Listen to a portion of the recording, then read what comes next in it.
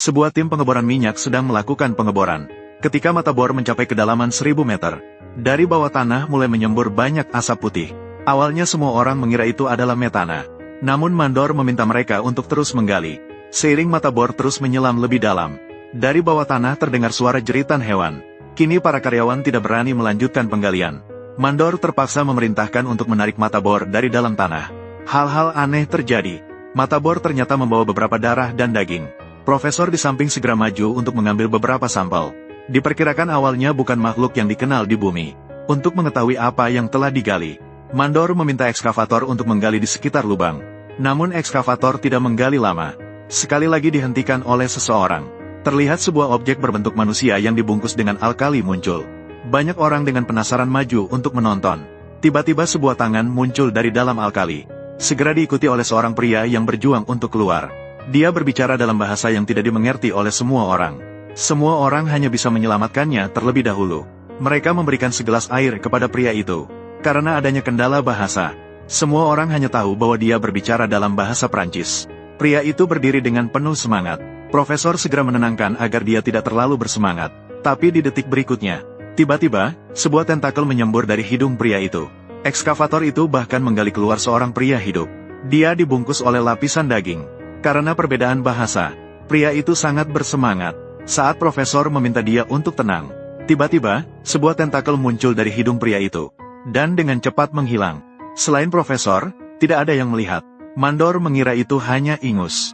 Namun profesor tetap mengambil satu tabung darah dari pria itu. Mandor mengendalikan pria itu di samping. Tapi di detik berikutnya, sebuah tentakel muncul dari telinga. Kali ini, semua orang yang hadir melihatnya. Mereka semua menjaga jarak dari pria itu. Kemudian mandor tetap di sana mengawasi pria itu. Orang-orang lainnya pergi dari sini. Saat pergantian shift, pria berjanggut lebat membawa roti untuk pria itu. Pria itu makan roti. Setelah melihat belati di tangan pria berjanggut lebat, dia memberi isyarat dengan tangannya untuk bunuh diri. Pria berjanggut lebat tidak mengerti maksudnya. Pria itu mengambil belati saat dia tidak memperhatikan. Lalu tanpa ragu, dia menusukkan ke lehernya. Namun gerakan di tangannya terhenti. Sepertinya otak dan lengan sedang bertarung.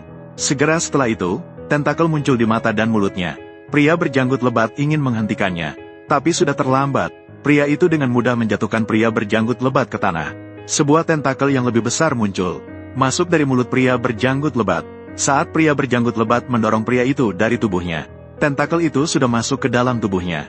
Dan pria yang tergeletak di tanah itu ternyata telah menjadi mayat kering. Pria berjanggut lebat segera memberitahukan hal ini kepada semua orang. Tapi dia tidak menceritakan tentang tentakel itu.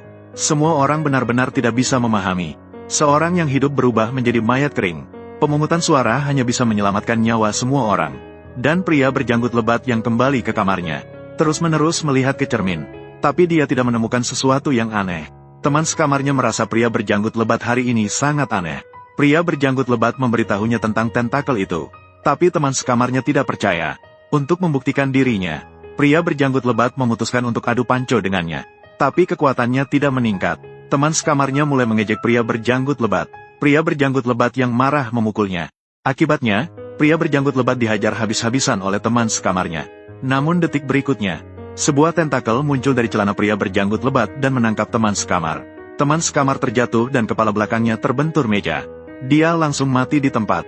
Keesokan harinya, pria berjanggut lebat ingin diam-diam mengubur teman sekamar. Namun, dia tertangkap oleh dua karyawan. Salah satu dari mereka segera mengangkat senjata dan mengarahkan ke pria berjanggut lebat. Tiba-tiba, tentakel muncul dari mulut pria berjanggut lebat. Tak disangka, pistolnya meletus secara tidak sengaja dan membunuh dirinya sendiri. Pria berjanggut lebat juga berubah menjadi genangan darah dan daging. Terlihat sebuah monster berlari menuju Xiao Huo. Xiao Huo terus menembaki dirinya sendiri. Namun anehnya, setiap tembakan meleset. Bahkan setelah peluru habis, dia tidak berhasil. Saat itu, Gong Tao mendengar suara tembakan dan bergegas datang. Xiao Huo memberikan pistol kepada Gong Tao, memohon agar dia mengakhiri hidupnya. Gong Tao mengambil pistol itu dan menyimpannya di saku. Xiao Huo memberitahu semua orang tentang apa yang baru saja terjadi. Namun, semua orang tidak mempercayainya. Emosi Xiao Huo sangat bergejolak. Detik berikutnya, sebuah tentakel muncul dari matanya. Semua orang ternganga melihat Xiao Huo. Mereka baru percaya setelah melihat tentakel. Demi keselamatan hidup semua orang, para pekerja secara diam-diam mengawal Xiao Huo ke hutan kecil. Memutuskan untuk mengeksekusi Xiao Huo. Setelah beberapa suara tembakan, Tubuh Xiao Huo tiba-tiba meledak. Seekor monster tentakel dengan cepat melarikan diri ke dalam hutan. Semua orang mulai mencari jejak monster. Seorang pekerja tergeletak di tanah, berpura-pura seolah-olah dirasuki monster. Tak disangka monster tentakel benar-benar muncul. Rekan-rekannya hanya bisa menembaknya. Saat orang lain mendengar suara tembakan dan bergegas datang, pria itu juga kerasukan. Dia mengangkat senjata mengarah ke kepalanya. Monster tentakel itu melarikan diri lagi. 3 orang yang tersisa mencari secara terpisah. Ketika pria botak tiba di bawah pohon, monster tentakel jatuh dari langit dan mendarat di kepalanya. Wanita itu melihat pria botak yang terkontrol. Dia hanya bisa menembaknya hingga mati. Dan rekan yang datang mengira wanita itu juga dirasuki. Tanpa ragu, dia menembak. Namun wanita itu tidak mati secara brutal. Pria itu baru menyadari bahwa dia telah membunuhnya secara tidak sengaja. Ketika pria botak dan yang lainnya tiba, hanya tersisa pria itu seorang diri. Dia tidak ingin menjadi wadah monster. Jadi dia memilih untuk masuk ke dalam air danau. Ketika permukaan danau kembali tenang, monster itu meluap keluar dari tubuhnya. Ketika profesor ingin melarikan diri, dia terjerat oleh monster tentakel. Profesor memohon kepada asisten wanita untuk menyelamatkannya. Asisten wanita itu mengangkat pisau dan menjatuhkannya. Tak disangka monster itu merangkak keluar dari tubuh profesor. Dia menerjang ke wajah pria botak. Namun, monster itu tidak memperhitungkan wanita. Dia mulai mencari pria-pria di sekitar. Sementara itu, asisten wanita sudah melarikan diri bersama pemuda itu. Namun, dia tetap cepat mengejar mereka. Di akhir cerita, berita kematian aneh saat pengeboran muncul di halaman depan surat kabar.